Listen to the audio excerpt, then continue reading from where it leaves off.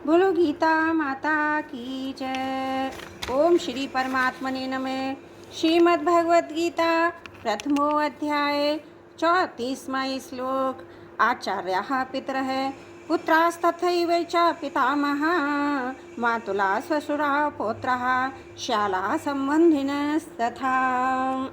भगवान आगे 16वें अध्याय के 21वें श्लोक में कहेंगे कि काम, क्रोध और लोभ ये तीनों ही नरक के द्वार हैं। वास्तव में एक काम के ही ये तीन रूप हैं। ये तीनों सांसारिक वस्तुओं, व्यक्तियों आदि को महत्व देने से पैदा होते हैं। काम अर्थात कामना की दो तरह की क्रियाएं होती हैं, इष्ट की प्राप्ति, अनिष्ट की निवृत्ति। इनमें से इष्ट की प्राप्ति भी दो तरह की होती है, संग्रह करना और सुख भोगना।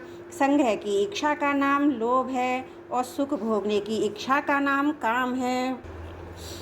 अनिष्ट की निवृत्ति में बाधा पड़ने पर क्रोध आता है, अर्थात भोगों की संग्रह की प्राप्ति में बाधा देने वालों पर अथवा हमारा अनिष्ट करने वालों पर, हमारे शरीर का नाश करने वालों पर क्रोध आता है, जिससे अनिष्ट करने वालों का नाश करने की क्रिया होती है।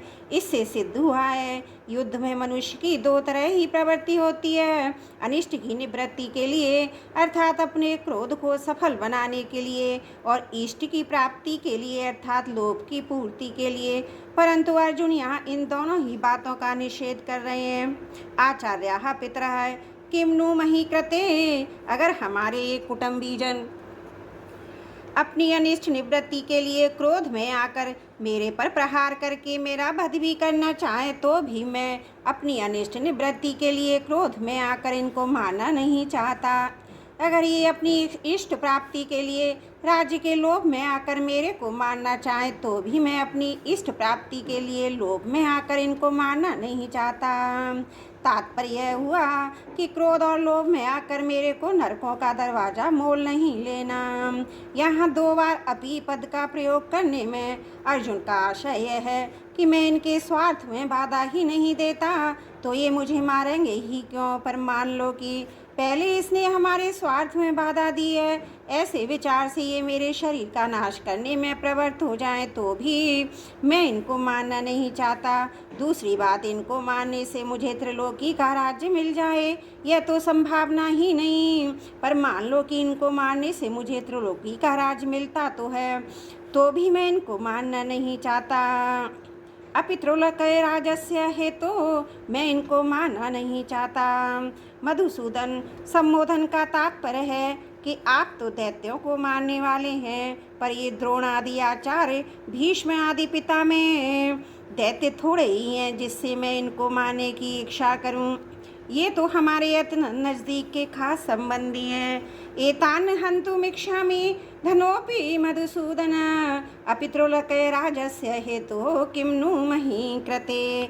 आचार्य, इन कुटुंबियों में जिन द्रोणाचार्य आदि हमारा विद्या का हित का संबंध है, ऐसे पूज्य आचार्यों की मेरे को सेवा करनी चाहिए, इनके साथ लड़ाई करनी चाहिए। आचार्य के चरणों में तो अपने आप को, अपने प्राणों को भी समर्पित कर देना चाहिए, यही हमारे लिए उचित है।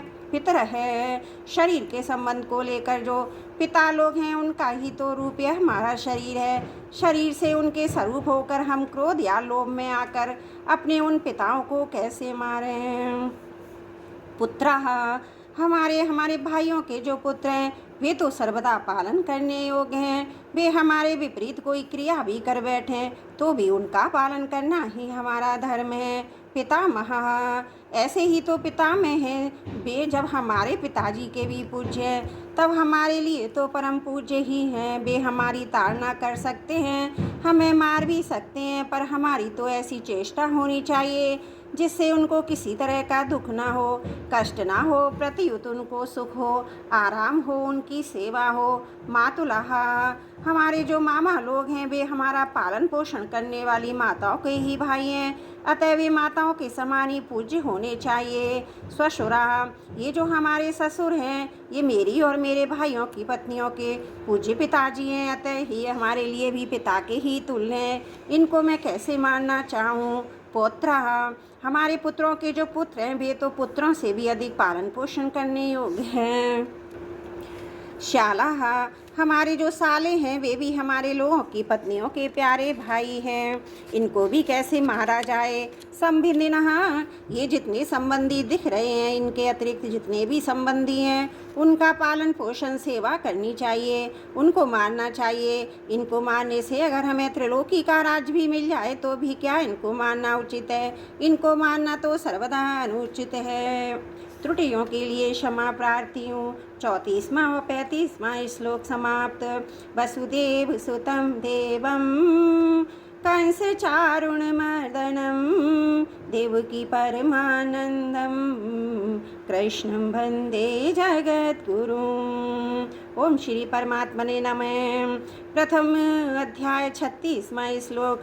निहत धातराष्ट्रान्नः का प्रीति सहज जनार्दन पापुमेवाशेदस्मान् हत्वेतानात् तायिन। निहत धातराष्ट्रान है हत्वेतानात् ताहिन।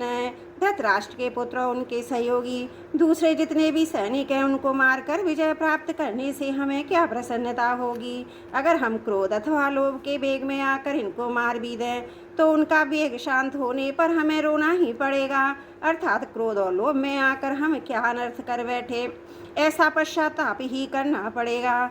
कुटुंबियों की याद आने पर उनको अभाव बार बार खटकेगा, चित्त में उनकी मृत्यु का शोक सताता रहेगा। ऐसी स्थिति में हमें कभी प्रसन्नता हो सकती है क्या? तात्पर्य है कि इनको मारने से हम इस लोक में जब तक जीते रहेंगे तब तक हमारे चित्त में कभी प्रसन्नता नहीं होगी, और इनको मारने से हमें जो पाप लगेगा वह परलोक में हमें भयंकर दुख देने वाला है। आतताई 6 प्रकार के होते हैं। आग लगाने वाला, विष देने वाला, हाथ में शस्त्र लेकर मारने को तैयार हुआ, धन को हरने वाला, जमीन छीनने वाला और स्त्री का हरण करने वाला। दुर्योधन आदि में ये 6 के लक्षण घटते थे। उन्होंने पांडवों को लक्षागृह में आग लगाकर मारना चाहा था। भीमसेन को जहर खिलाकर जल में फेंक दिया था। हाथ में शस्त्र लेकर वे पांडवों को मारने के लिए तैयार थे ही। धुत क्रीड़ा में छल कपट करते उन्होंने पांडवों का धन और राज्य हर लिया था। द्रौपदी को भरी सभा में लाकर दुर्योधन ने मैंने तेरे को जीत लिया है, तू मेरी दासी हो गई है आदि शब्दों से बड़ा अपमान किया था, और दुर्योधन आदि की प्रेरणा से जयद्रथ द्रौपदी को हर कर ले गया था। शास्त्रों के वचनों के अनुसार आतताई को मारने से मारने वाले को कुछ भी दोष पाप नहीं लगता। नातताई वधे दोषो हंतुर्भवती कश्चन, मनुस्मृति में लिखा है। परंतु आतताइयों को मारना उचित होते हुए भी मारने की क्रिया अच्छी नहीं है। शास्त्र भी कहता है कि मनुष्य को कभी किसी की हिंसा नहीं करनी चाहिए। ना हिंस्यात् सर्वभूतानि, हिंसा न करना परम धर्म है, अहिंसा परमो धर्म है। अतः क्रोध लोभ के वशीभूत होकर कुटुंबियों की हिंसा का कार्य हम क्या करें?